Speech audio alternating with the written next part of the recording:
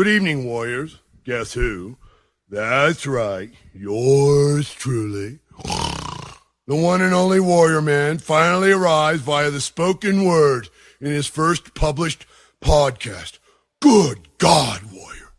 Good God dang Jiminy Christmas, warrior. Just how long is it going to take you to deliver on those podcasts that you promised? It took you, warrior, an entire year just to redesign that website. What's it going to take to get those podcasts, warrior? Another 2 or 3? Just how long, warrior, do you think we will sit by and remain loyal and faithful to your principles, your ideas, your beliefs, your philosophy of life, and your magnificence as a man before we pick up our gear bags and head down the road for our life instruction and inspiration? You are self-destructing, aren't you, warrior? Just like they tell us, you're sitting atop a mountain in the Southwest, howling along with the coyotes, sending smoke signals of silliness to the rest of the world. Face it, warrior. Fess up now before the millions and millions and millions and millions of people now listening to this podcast. Come forth and cleanse yourself of the guilt and the shame and the embarrassment. Bring forward the reality, warrior. Reveal to all of us that your life is indeed a tragedy, isn't it?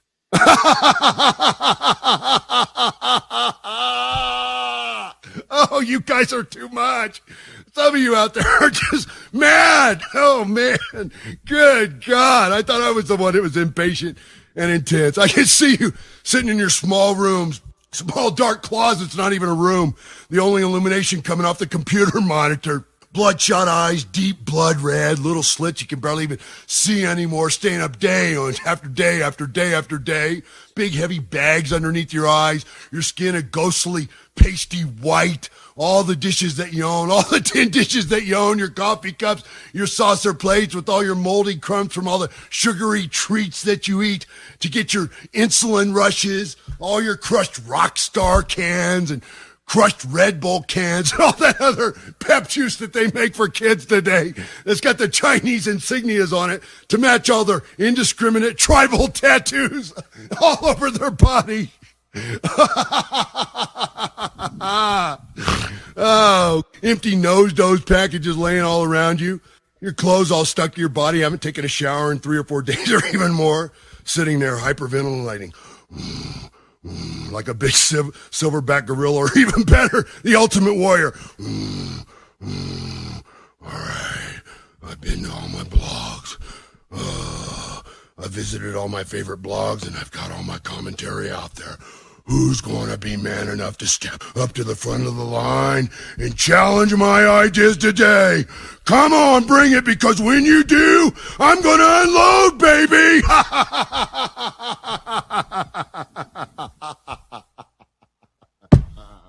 Oh, it's so funny. Oh, man. Refreshing that browser every 5 minutes, checking your emails every 3. Oh, some of you are just unreal. Of course, I'm not talking about everybody. You talk about people on the internet. Everybody thinks you're talking about them. Somebody ends up getting offended. Hey, I'm out there. I'm one of them. But I'm not one of them. I've taken those ideas and those concepts and those words, and I've redefined them to fit my lifestyle, my internet habits. So don't go pushing my buttons, brother.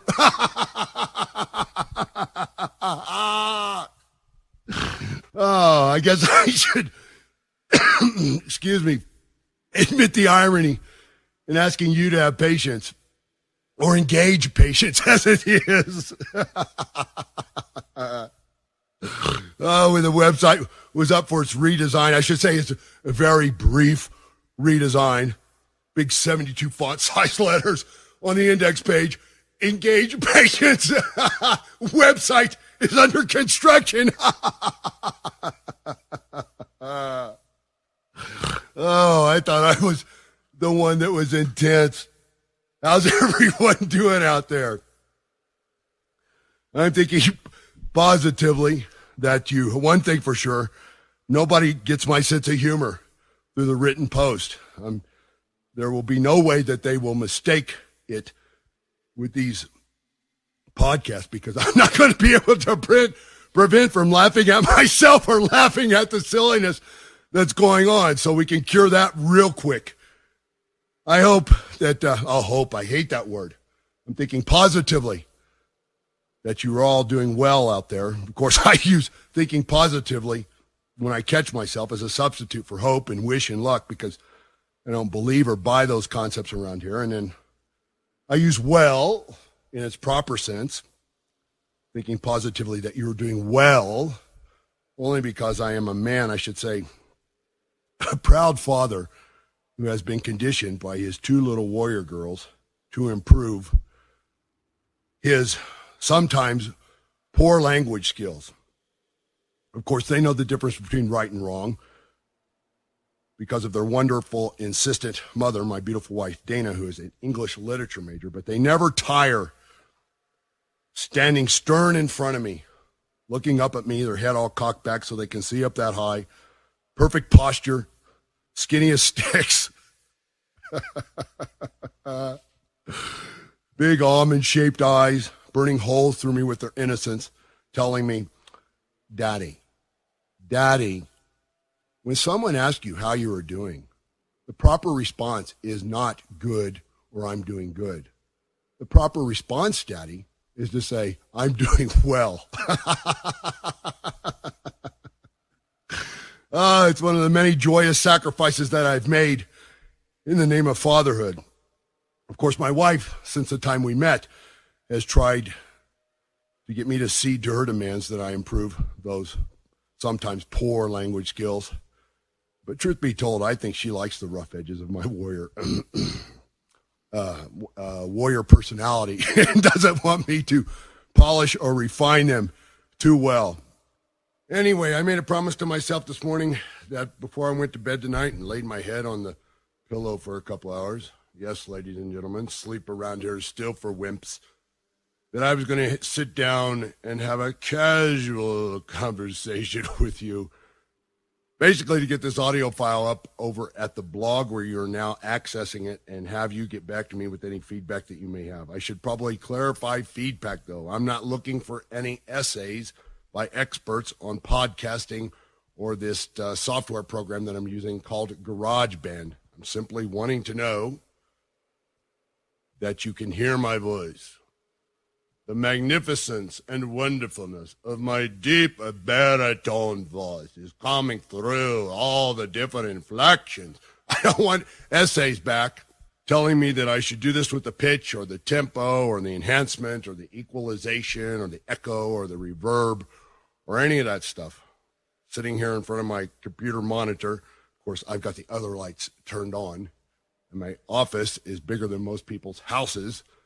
Which is funny that the people who spend so much time criticizing me, telling me how I've self-destructed, telling me in 2 or 3 sentences that I never could wrestle, but I should go back and wrestle because it's the only thing I could do, including the lawyers who make up the lies and the fabrications, put ad hominem attacks in legal briefs that lawyers who have a sense of shame and guilt and embarrassment and know about ethics and professionalism would not do. But under the command of Jerry McDevitt, his scrubs don't have any problem with it. But I think it's kind of funny how the people who write the derogatory comments and have taken my life totally out of context, know absolutely nothing, have no factual information whatsoever about the quality, success, happiness, productivity, and positivity of my life,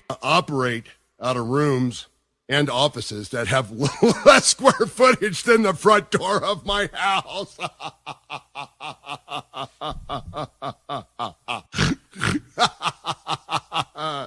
It just doesn't get any better than that. Oh, man. I guess they still think that I am a 25, the lawyers especially think that I'm a 25 or 26-year-old man, whatever age it was that I got into business, still looking for just an opportunity to throw on a pair of wrestling trunks and walk around an arena full of other half-naked men. Oh, man, we're going to have some silly times here, but we're also going to do a lot of serious stuff. But just get back to me and let me know that you can hear my voice, that you're getting the audio on this.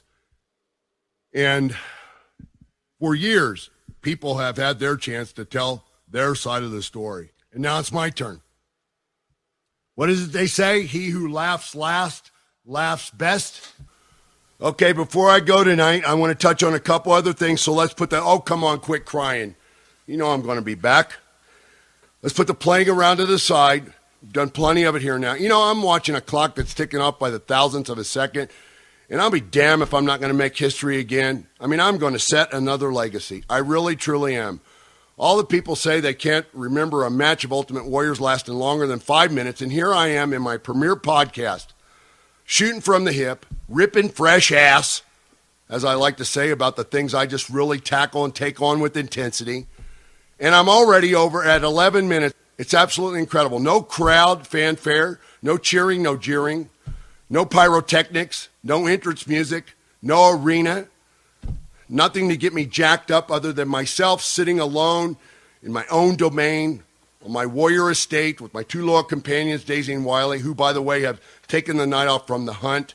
And you should, take a moment just to recognize that they have graced us with their presence. Typically, they run the woods all night, hunt and kill something, drag the carcass back to my office door, lie beside it until they see me coming across the field to my office, and then they sit next to it waiting for me to praise them wildly. Maybe in the future we'll get that on video. But I'll be damned if I'm not going to make history and set another legacy here with these podcasts from here on out. It's going to happen. I know it is. Look, we are going to have some great gut-busting moments. I promise you that we will, because one of the things I am most excited about with these podcasts is disabusing the mischaracterization that I don't have a sense of humor. I mean, that is absolute caca. I've been putting my sense of humor forward in my written post at Warrior Web for the last 10 years. Yes, it's a wicked, sarcastic sense of humor. Yes, it's nastily sarcastic. And I don't mean in a vulgar way or an adult X-rated way. I mean that when I put it in there, I go for the kill. I use it for what is it intended to. And typically I use it best when I'm defending myself against the lies that are perpetuated by all the kooks out there on the internet that get this power from their anonymity. So I don't make any apologies for it. And look, I'm not saying that through the spoken word, because it does come across different on the written page. In these podcasts, I'm not saying that people are going to be less offended. In fact, the beauty of it is they're going to be more offended. It's not just you who enjoyed Ultimate Warrior, supported Ultimate Warrior as a sports entertainment, or my career doing that, and continue to support me in the years since I've left the ring and the other interesting goals that I pursued that come around here. It's all the kooks, all the people who love to hate me. They're out there in the deep, dark, like cockroaches, out there in the deep, dark recesses of the infiniteness of the internet, just sitting there waiting, come forward, waiting for me to put those posts up, those irreverent posts up there, bashing and criticizing the real misbehaviors of other people. They come forward and say, how could you do that? That was so irreverent, so disrespectful. That was blasphemous to humanity, Warrior. I'm out of here. I used to respect you in some ways. You never did respect me in any way because I'm so much better than you. That's what's disrespectful to you, is that I've made more out of my life than you have. And you will always be out there. No matter how much you say you are full of it, no matter how many emails you send me telling me that you've had enough, you can't take it anymore, that you're choking on it, you always come back for another taste of it. It's like sitting down at a table for a 10-course meal, and you could not force yourself to have another bite of regular food, but you always got room for dessert. And when you say you've had enough and you can't eat anymore, you come back because you got to get your fix for that sweet on Ultimate Warrior tooth you got in your mouth. And I know you do. I own you. You will always be out there. You have no self-control. You don't have the self-discipline to turn away. It's like when they tell you not to look at an eclipse. You got to keep looking. It doesn't matter if it even blinds you. The biggest kick I get is to know that the beauty of my big, bold, brazen, masculine ego repulses you.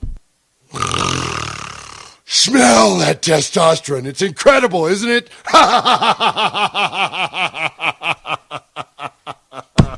Okay, I promise.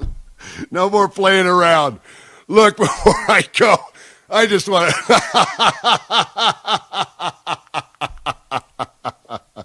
Calm down. Oh, my dogs are getting a little wild. No, look, before I go, I just want to be absolutely clear that when I say it's time for me to tell my side of the wrestling story, I mean, when I say it's my time to tell my... Oh, there's nothing like a good laugh. Okay, let me wrap this thing up. Okay, let's bring this thing down to another level of control and take it home for tonight. This is going to be just super. I'm thinking positively that you think so too. We're at 15 minutes and 30 seconds, and I'm just barely even getting warmed up, but I want to leave it as it is tonight, have you get back with me with feedback. There was a place in the middle of this, I think around 10 minutes, where I got stopped and I had to start up again, and something didn't sound through my headphones the same. So let me know if you recognize that, because I think I know what the difference is between the two where the break is. And let me know which one sounds better or worse, or if there's a difference between the two at all. Look, what I want to make clear is when I say it's time to tell my side of the story, I don't mean it's time for me to tell my side of only the wrestling story. My life is so much more than that. And that is what I want to bring forward. In the last 10 years, I've built a whole other career. I know it's hard for people to believe. It doesn't take anything away from the fact that Ultimate Warrior, or having my sports entertainment career, creating and performing Ultimate Warrior, was absolutely incredible and always will be incredible to me. But I've moved on in my life. And it's those things that I've moved on to that I believe. Let me first tell you this. My career in those things, or pursuing those things, is just as successful. It doesn't matter what the other people have said. The truth is, my career is just as successful today as it was when I was performing Ultimate Warrior. It is more fulfilling to me, and I believe it is a more powerful statement than even what Ultimate Warrior was in sports entertainment. And that is, bottom line, what matters. The beautiful thing about life is we all get to decide for ourselves what success is, what happiness is, what we want to do. I mean, we all have that freedom, don't we? Especially as American citizens living in this country.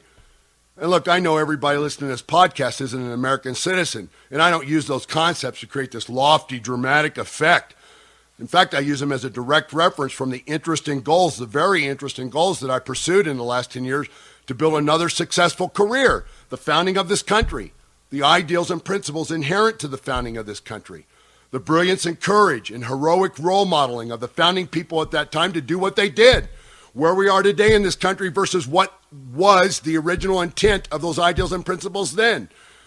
America as a country compared to other countries around the world, and how people in those other countries have decided to be governed themselves. I mean, bottom line is we have the unalienable right to define success and happiness for ourselves.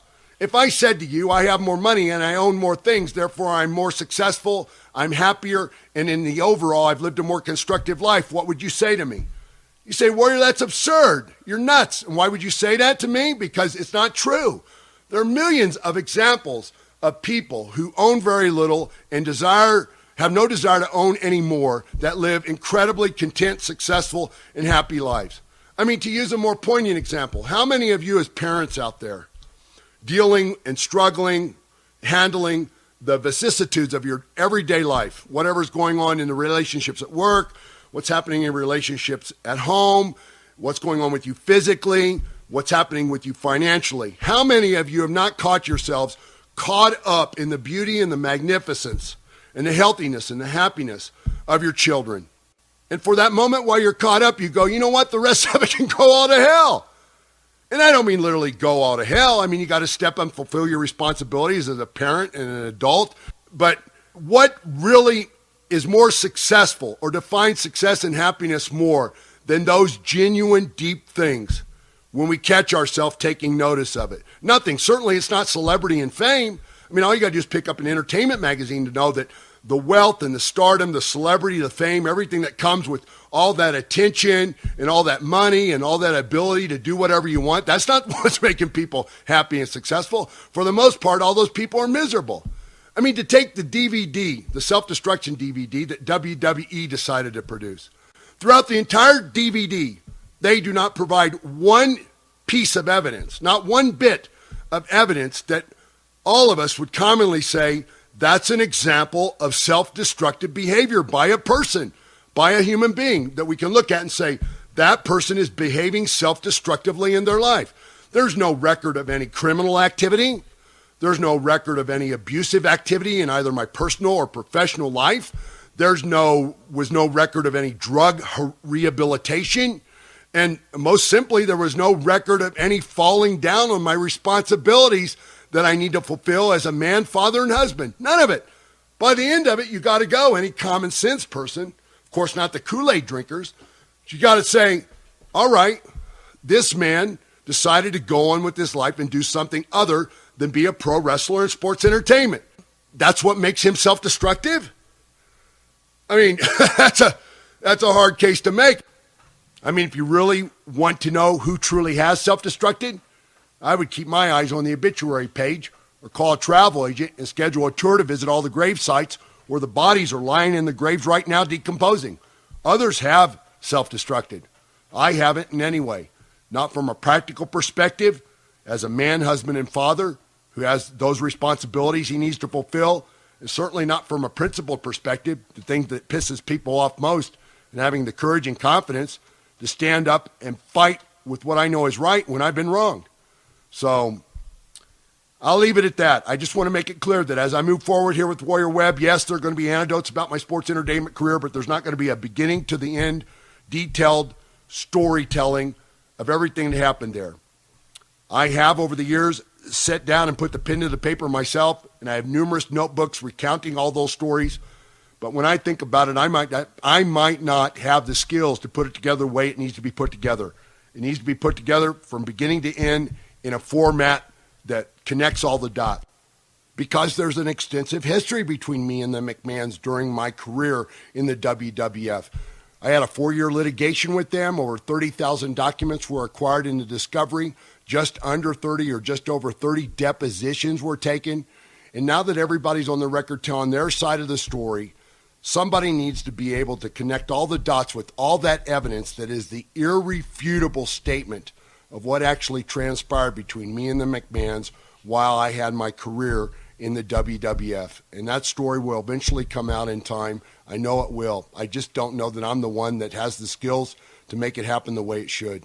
Until then, have moved forward and going to continue to move forward in my life. And I'm going to bring forward all these inspiring and powerful ideas that I've been learning about myself to make an even more powerful statement than what Ultimate Warrior did in sports entertainment. One element that I want to introduce to these podcasts is I do a lot of reading. I've spoken about it before. I've spoken about my self-learning journey, my reading journey with the great books of the Western world. The great books deserve a whole podcast by themselves. But I keep a commonplace book. If you don't know what it is, look it up on the internet.